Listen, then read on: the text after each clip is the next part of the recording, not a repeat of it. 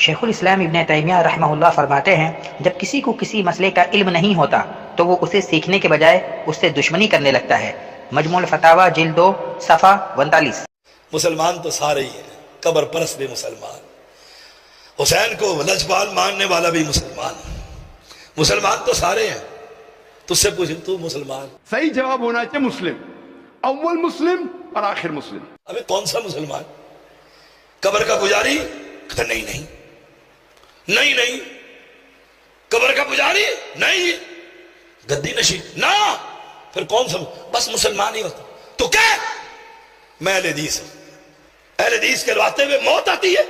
مسجدوں پر نام نہ لکھو اہل حدیث کا، اپنے آپ کو اہل حدیث نہ کہلوا۔ کیوں؟ لوگ نفرت کرتے ہیں، دعوت نہیں پھیلے گی۔ مر گئے وہ اہل حدیث، مر گئے اللہ کی قسم جن کے دلوں میں غیرت تھی، ایمان تھا۔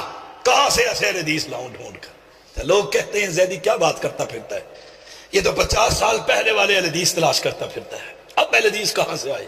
اب تو مٹھو آئے ہوئے، اب تو میاں مٹھو آئے ہوئے۔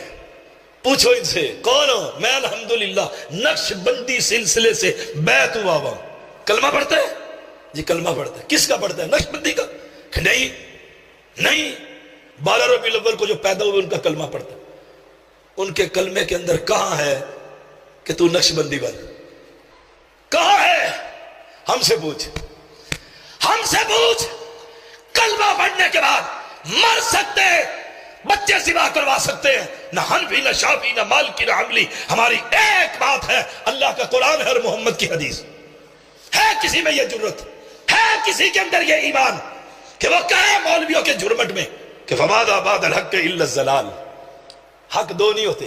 تم یہ کہو جس نبی کی ولادت منا رہے ہیں اس نبی کا کلمہ پڑھنے کے بعد آج سے نہ قادری ہے نہ عطاری، میں دیکھو نبی سے محبت ہے کہ نہیں۔ یہ ہم ہے دھرتی پر۔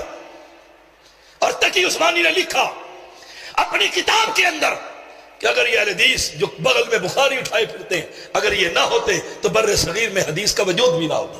اور تمہارے مولوی تمہیں کہتے ہیں اہل حدیث نہ کلواؤ، تمہارے مولوی کہتے ہیں اہل حدیث نہ لکھو، لوگ بھی دکھتے ہیں۔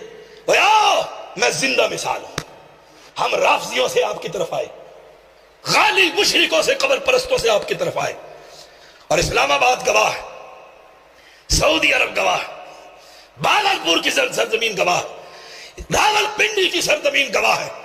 ہم 5 بھائی ہیں اللہ کی توفیق سے، اور 5 نے اپنے ساتھ اہل حدیث لکھا، اپنی مسجدوں پہ اہل حدیث لکھا، اپنی دعوت میں اہل حدیث لکھا۔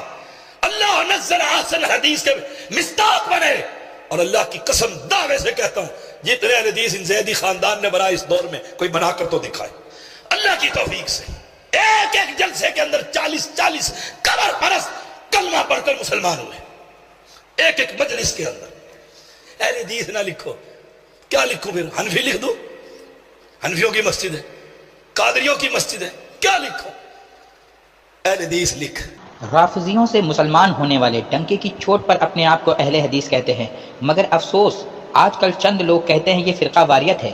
اللہ رب العزت کو حق و باطل میں تفریق ہی مطلوب ہے، اور اہل حدیث کہلانے کا مطلب بھی یہی ہے کہ میں نے باطل فرقے کو چھوڑ کر ناجی فرقہ اپنا لیا ہے جو معنا علیہ و اصحابہ کے نقش قدم پر ہے۔